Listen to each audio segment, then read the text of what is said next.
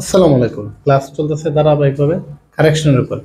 আজকে আবার নতুন 10টা কারেকশন নিয়ে হাজির হয়েছি। গুরুত্বপূর্ণ কারেকশনগুলো। প্রথমে আমি লিখে রেখেছি wait until I don't return. এখানে আনটিল শব্দটা নেগেটিভ, আবার আরেকটা নেগেটিভ, এটা আসলে হয় না, এটা বাহুল্য দোষ হয়ে যায়। এই জন্য এখানে হবে ওয়েট আনটিল আই রিটার্ন। এটা কি হবে? এখানে বাদ যাবে।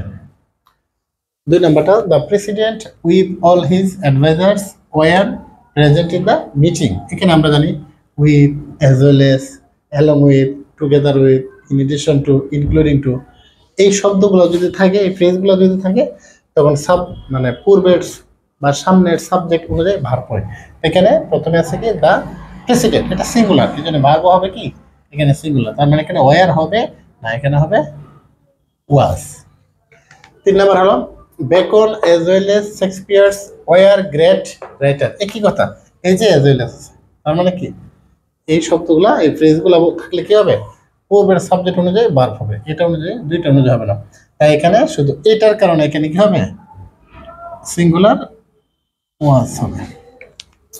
The two brothers loved one another. এখানে একটা কথা মাথায় রাখতে হবে, দুইয়ের মধ্যে যদি কোনো কিছু বোঝায় তাহলে হবে ইচ আদার, আর দুইয়ের অধিক কোনো কিছুর মধ্যে যদি বোঝায় তখন হবে ওয়ান অ্যানাদার।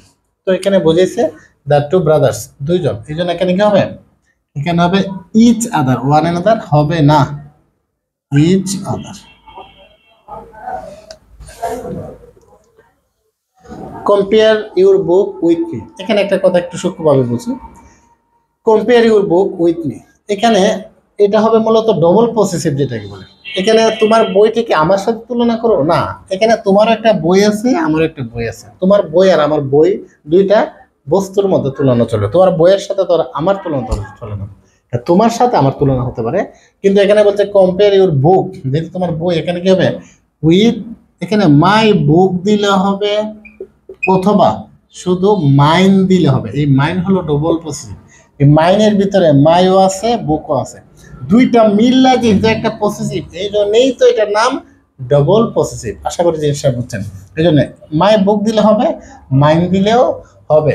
তো এখানে ক্ষেত্রে বিশেষে এটার ব্যবহারটা এখানে বেশি হয়, এই জন্য আমি এটা দিয়ে রাখলাম। এটা হয়, এটা দিলে হবে। We went there to play, to eat and drinking. একটা জিনিস আমরা এখানে ফলো করি, উই ওয়েন্ট দেয়ার, আমরা সেখানে গিয়েছিলাম টু প্লে, খেলতে, প্যারালালিজম মানে প্যারালাল। উই ওয়েন্ট দেয়ার, আমরা সেখানে গিয়েছিলাম যেহেতু টু প্লে, আচ্ছা, মানে টু ইট, এই যে টু প্লে এবং টু ইট, এখানে কি ড্রিঙ্কিং হবে না, এখানে হবে অ্যান্ড টু ড্রিঙ্ক, তার মানে প্যারালাল ঠিক থাকলো। এখানে টু পরে বি ওয়ান, এখানে টু পরে বি ওয়ান, এখানে টু পরে বি ওয়ান, প্যারালাল ঠিক থাকলো, এটা ঠিক আছে। Walking in the street a snake bit him. এই বাক্যের মধ্যে এটা আসলে মূলত ড্যাংলিং মডিফায়ারের একটা এখানে ভুল আছে। এটা হলো walking in the street a snake bit him. এই বাক্য দ্বারা আমরা স্বাভাবিকভাবে মনে করতে পারি যে মানে ওয়াকিং ইন দ্য স্ট্রিট, রাস্তায় হাঁটার সময় মানে তাকে সাপে কামড়েছে। এখন প্রশ্ন হলো রাস্তায় কে হাঁটছে, সে হাঁটছে নাকি সাপ হাঁটার সময়, কিন্তু বোঝা যাচ্ছে না। দেখেন walking in the street a snake bit him, এখানে একটা কথা আছে, আমরা জানি মডিফায়ার যাকে মডিফাই করে, মডিফায়ারের পরে ঠিক তাকে থাকতে হয়, কিন্তু এখানে প্রশ্ন হলো walking in the street a snake bit him, তার মানে কি সাপ হাঁটতেছে যখন নাকি সে হাঁটতেছে বোঝা যাচ্ছে না। এই বাক্যটা দুভাবে করে যাবে, এখানে এভাবে হতে পারে walking in the street he was bitten by a snake. এই বাক্যটা ইম্পর্টেন্ট লিখলাম না, বলে দিলাম walking in the street he was bitten by a snake. আরেকটা 8 নাম্বার থেকে I shall be glad if the boy was let off. এই বাক্যটা দেখলে সবাই মনে করবে বাক্যটা ঠিক আছে, কোনো প্রকার কোনো ভুল নাই। I shall be glad অথবা I will be glad if the boy was let off. Let off মানে কি, মানে ছেড়ে দেওয়া আর কি।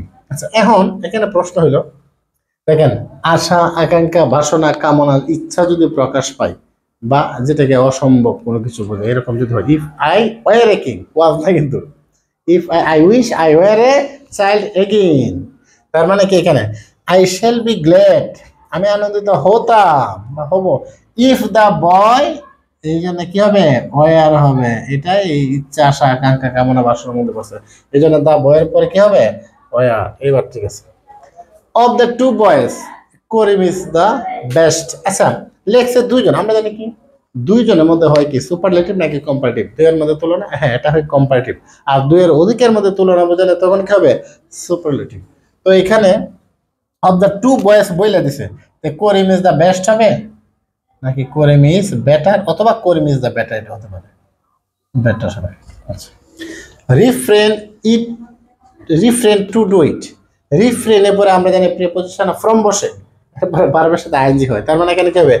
Refrain from doing it. এইরকম আরো গুরুত্বপূর্ণ ভিডিও নিয়ে আপনাদের সামনে হাজির হবো। সেই পর্যন্ত সবাই ভালো থাকুন, সুস্থ থাকুন, চোখ রাখুন এলফাবেট ক্লাসরুমের সাথে। ধন্যবাদ সবাইকে, আসসালামু আলাইকুম।